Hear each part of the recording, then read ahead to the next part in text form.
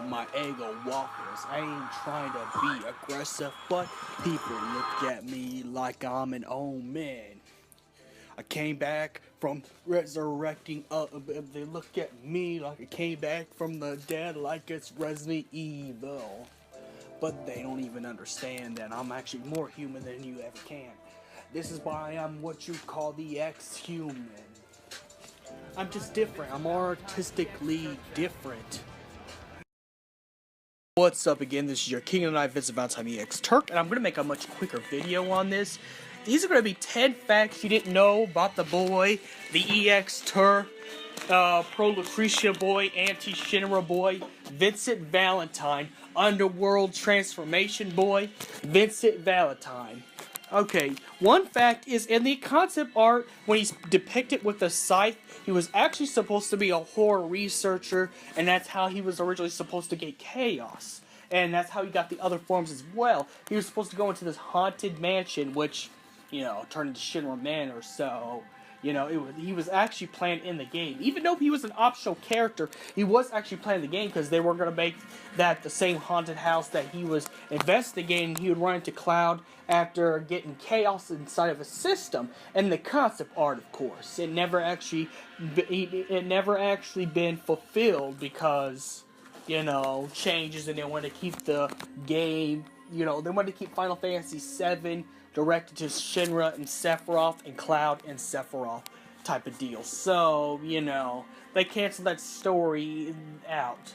And instead of giving number two, they removed the scythe and gave him a gun, which was actually a little bit better. I mean, don't get me wrong, a scythe would have been a weapon. It would have been kind of a, I think it would have been a kind of pretty good weapon for him, but I like the gun thing a lot better, considering the fact it was kind of different. Sure, Barrett had a gun arm, but it would have been a little bit different gameplay in it, and it put some mechanics in it. Plus, you got a long-range character in your party, which Vincent was a specialist of that, as well as high-range magic as well. So that's number 2 fact about Vincent Valentine you didn't know, is that they removed the sight from the gun. I like the final change a lot better. And I hope in the remake they don't just restrict it to just guns. I'm hoping that they would add a chainsaw, considering his Hellmasker form.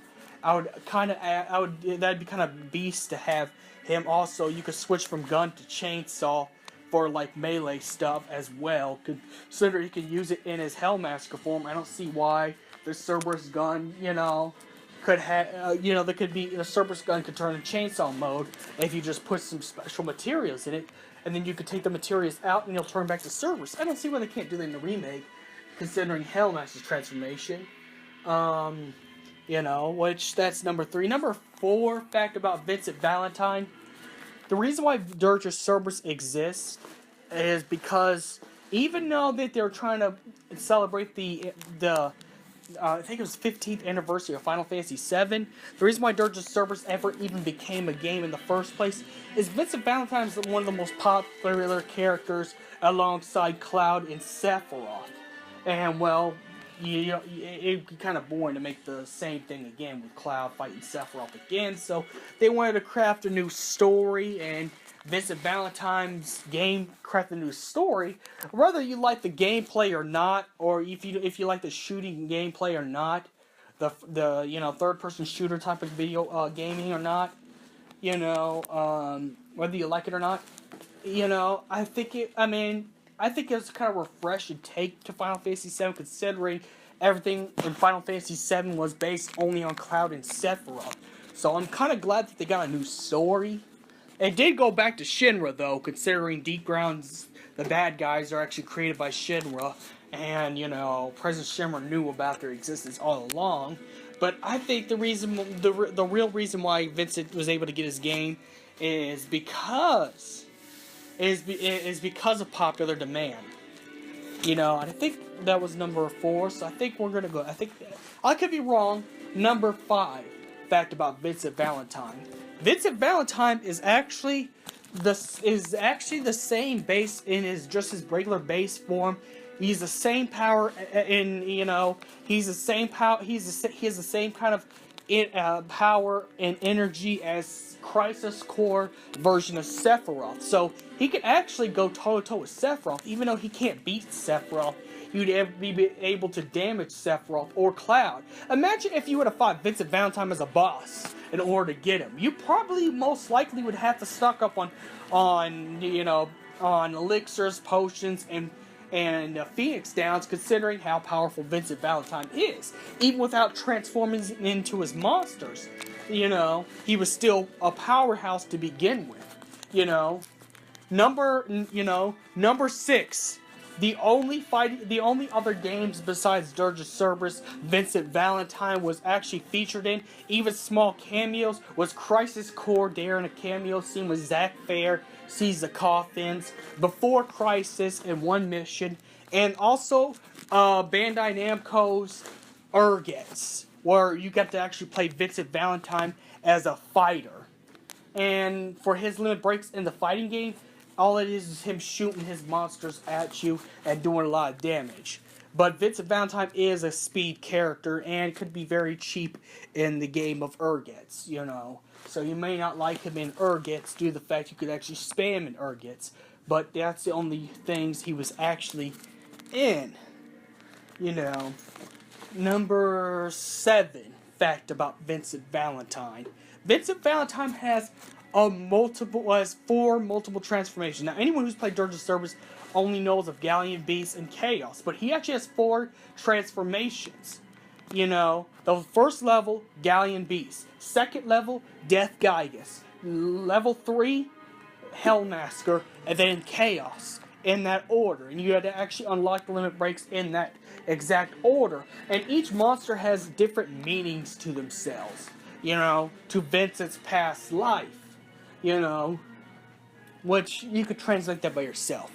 And I'd say number 8. Vincent Valentine in the concept art was supposed to be Sephiroth's biological father in the concept art. As you see in the concept art, Vincent Valentine actually has silver long hair and a black coat and a black jacket with the claw. He was really supposed to be Sephiroth's biological father. However, they wanted to keep the continuity together, so they had Vincent Valentine lose his relationship with Lucretia, and Hojo pretty much, use his pickup artist maneuvers to get Lucretia Crescent, and then Hojo ends up being Sephiroth's father. But in the original concept art, that's what happened. But they didn't want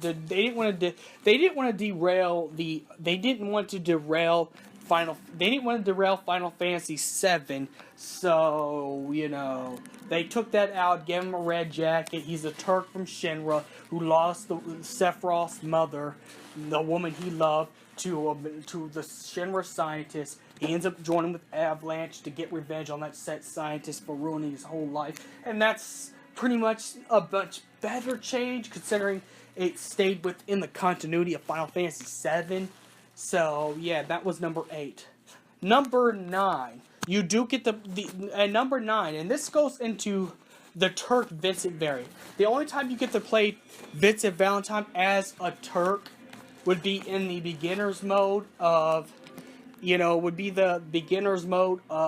what's it called? The beginner's mode of Dirge of Cerberus, where you practice tutorial mode. Also, Turk Vincent, this is also in the same number, but merchandising, there's only one figure of Vincent Valentine. There's only one Vincent Valentine figure variant from one company. It was Trading Arts. Trading Arts is the only one who made any merchandise for that variant of Vincent Valentine. Play Arts has not touched it. There might be some fan recreations and stuff like that, but Turk Vincent officially came out in the Trading Arts, and it's like the most expensive figure of the Trading Arts, considering it was a different variant that was not released anywhere else. And if you're able to pick it to get it up for $13 on eBay, you better order that sucker, because it's a $35 figure. Even though it's a smaller figure, Trading Arts is the only one who has Vincent Valentine as a Turk in their figure section. Number 10. Number 10 of Vincent Valentine you didn't know about.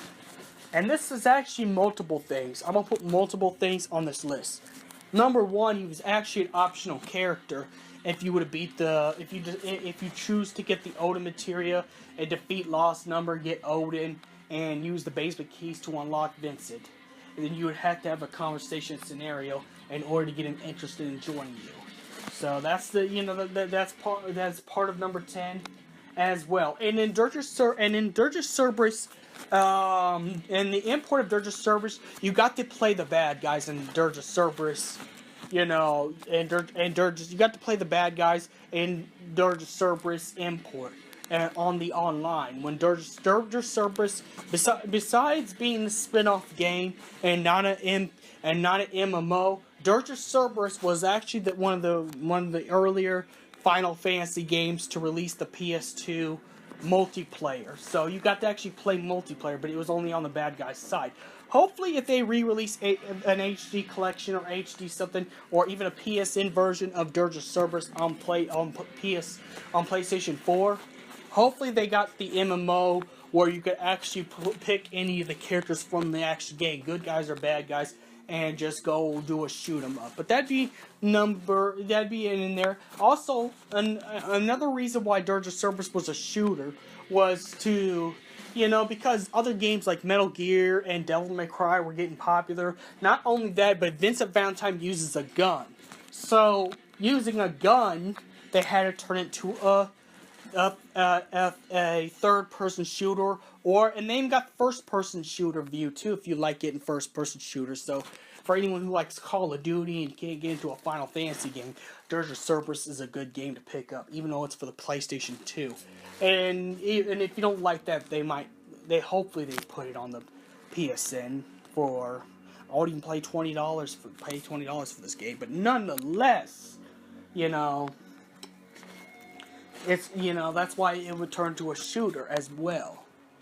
Also, Vincent Valentine's canon has changed. Now he's gone from optional to kind of permanent, if you really think about it, because of Avid Children. He's shown in the spin-off movie of Avid Children. Even though Avid Children is no longer canon, Tetsuya Nomura said in his interview that Vincent and Yuffie will never be optional again, that they're going to be mandatory to get.